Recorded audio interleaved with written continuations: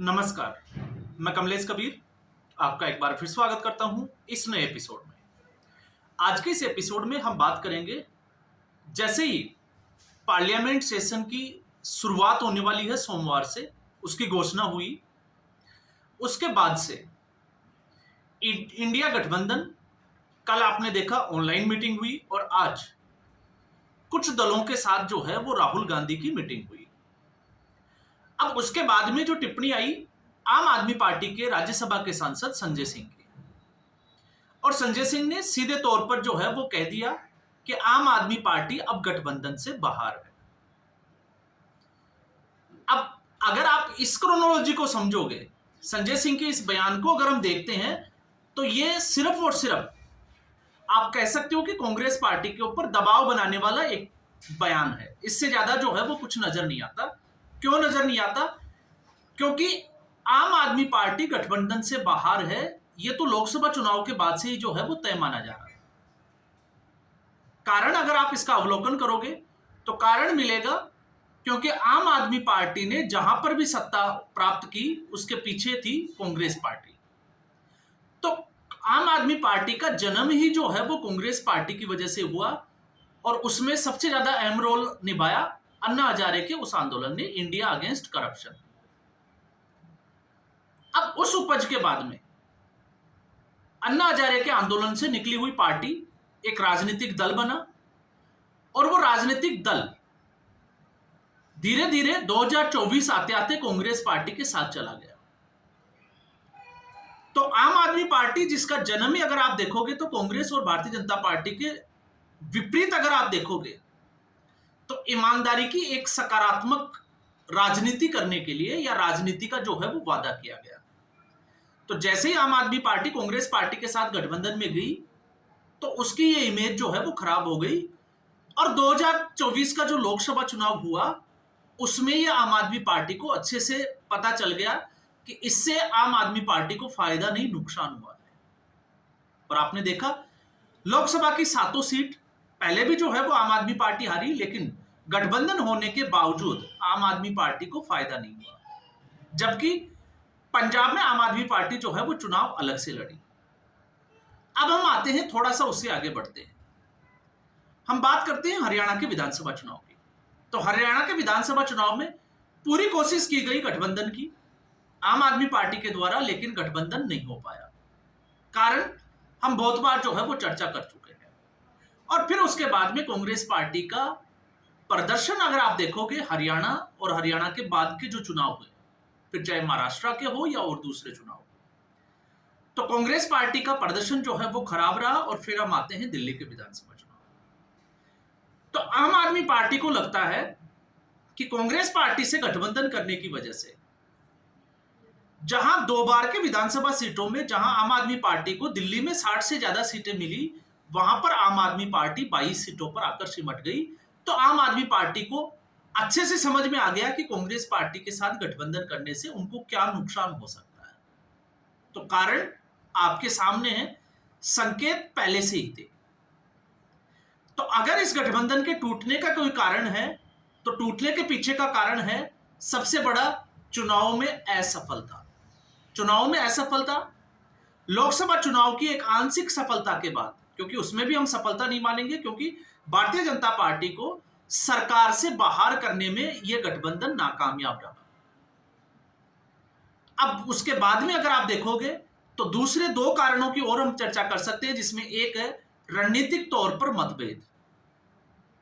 अब रणनीतिक तौर पर मतभेद जो है वो चाहे मुद्दों को लेकर हो, और आपने संसद में देखा कि कांग्रेस पार्टी के अपने एक मुद्दे होते हैं और विपक्ष की दूसरी जो पार्टियां हैं उनके अपने मुद्दे हैं। तो कभी विपक्ष जो है वो किसी भी मुद्दे पर एक साथ चलने में कामयाब हुआ ही नहीं। और फिर आती है सबसे बड़ी बात, महत्वाकांक्षा।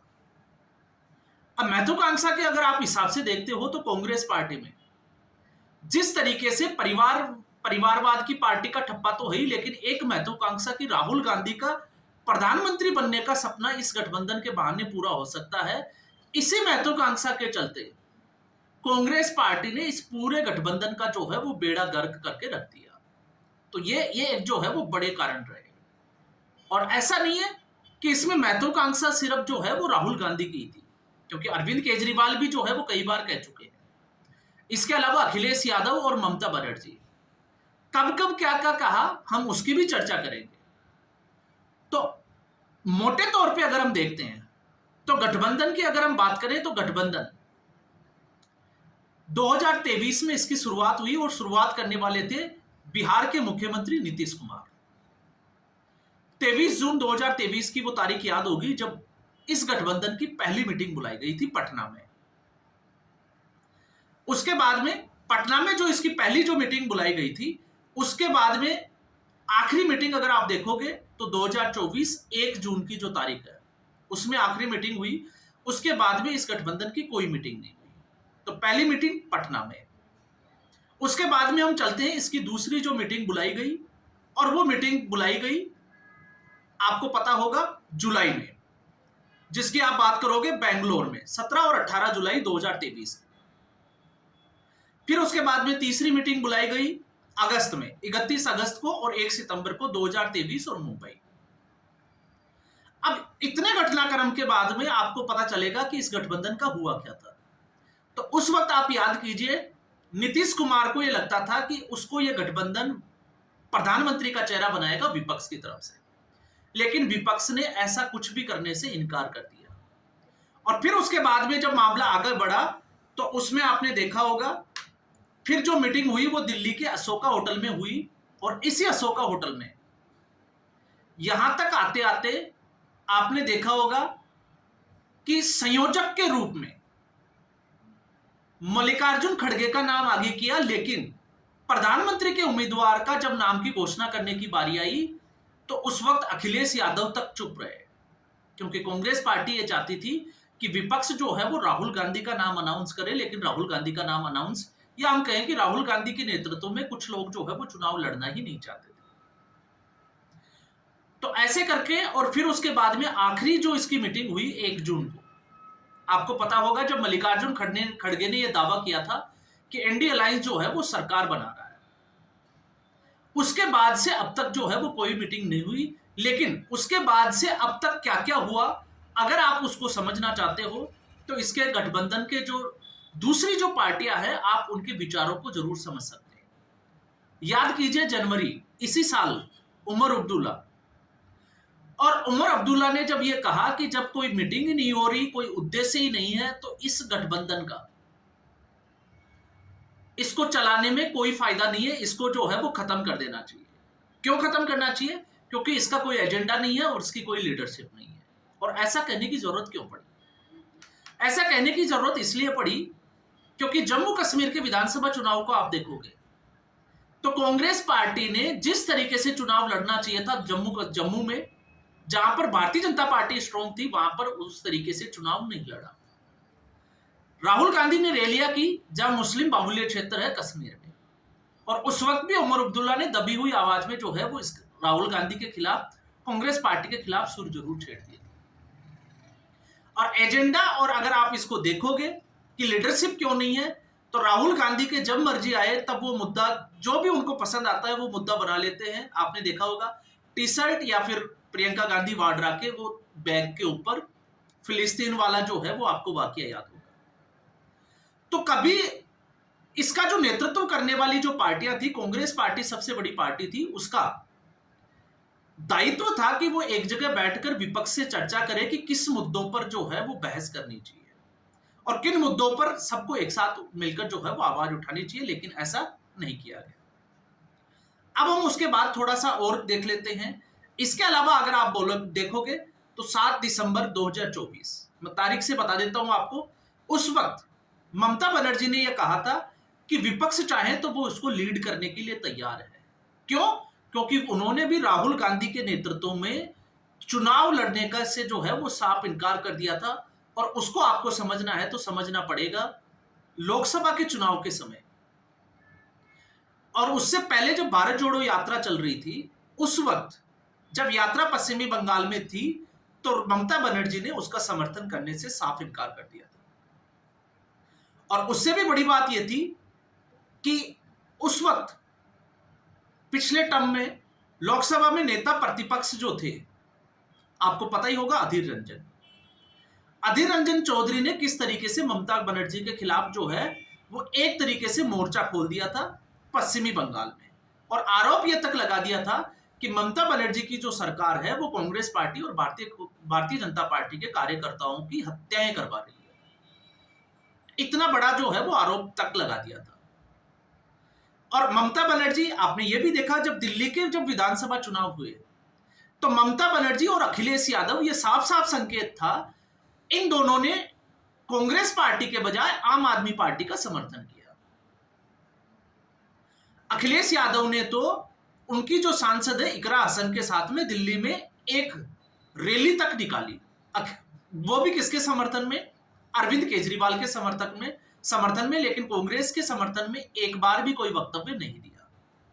तो उसका अंदेशा जो है वो साफ तौर से दिखाई दे रहा था। और उद्धव ठाकरे जो है वो पहले से ही अलग हो चुके थे, तो बचते हैं तेजस्वी यादव।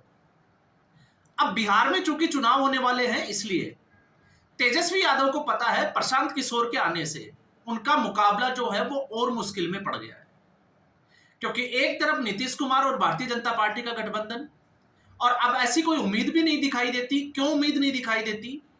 क्योंकि नीतीश कुमार मुख्यमंत्री रह चुके हैं बड़े लंबे समय तक। तो नीतीश कुमार का जो सपना था, सिर्फ एक ही पद बचता है उनके लिए, और वो था प्रधानमंत्री।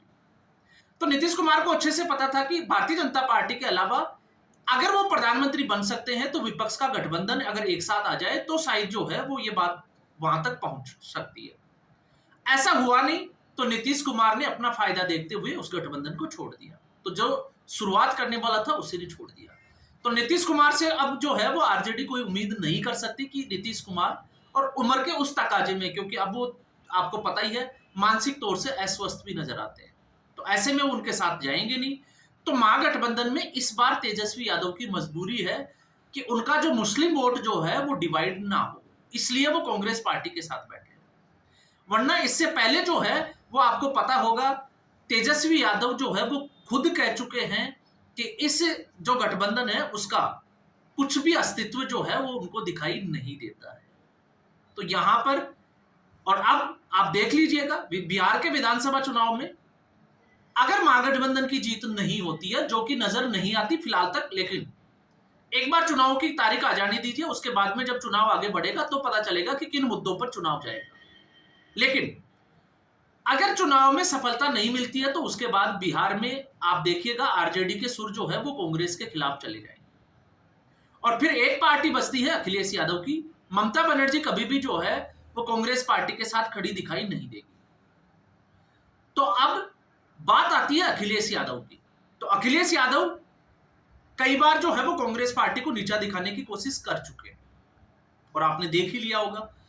तो जब उत्तर प्रदेश के चुनाव आएंगे तो अखिलेश यादव जो है वो पूरी कोशिश करेंगे कांग्रेस पार्टी को कमजोर करने की, क्योंकि कांग्रेस पार्टी कमजोर होगी तो अखिलेश यादव जो है वो अपर हैंड रहेंगे, और ऐसा जो है वो करने से वो चुकेंगे नहीं। और हो सकता है उस विधानसभा चुनाव तक आते आते अखिलेश यादव भी जो है वो टाटा बाय बाय कर। तो अगर गठबंधन के टूटने की अगर हम बात करें तो संजय सिंह के बयान को आप छोड़ दीजिए, गठबंधन के टूटने के पीछे के अगर 3 बड़े कारण जो है वो मजबूती के साथ अगर दिखाई देते हैं, तो एक महत्वाकांक्षा, और आप समझ चुके होंगे प्रधानमंत्री पद की लालसा। अब वंशवादी पार्टियों में कौन कौन सी पार्टियां हैं? अखिलेश यादव जो है वो भावी प्रधानमंत्री के पोस्टर उत्तर प्रदेश में आपने बहुत सारे देखे होंगे। ममता बनर्जी, अरविंद केजरीवाल घोषणा कर चुके हैं, और फिर राहुल गांधी जो उनकी माताश्री जो है वो शुरू से ही सपना देखती हुई आई है। उसके बाद में रणनीतिक तौर पर मतभेद। तो संजय सिंह ने साफ इशारा कर दिया कि वो अपने मुद्दे उठाएंगे, वो कांग्रेस पार्टी के मुद्दे जो है वो संसद में नहीं उठाएंगे। इसके अलावा चुनाव में असफलता, तो कांग्रेस पार्टी जो गठबंधन की सबसे बड़ी पार्टी है वो लोकसभा चुनाव के बाद में जिस तरीके से असफल हुई है, उसके बाद कोई भी पार्टी ये नहीं चाहेगी कि राहुल गांधी के नेतृत्व में चुनाव लड़ा जाए। तो ये मोटे तौर पर जो है वो 3 कारण नजर आते हैं। तो आज के एपिसोड में बस इतना ही। उम्मीद करूंगा वीडियो एपिसोड आपको पसंद आया होगा। वीडियो को लाइक करें, शेयर करें, चैनल जरूर सब्सक्राइब करें। धन्यवाद।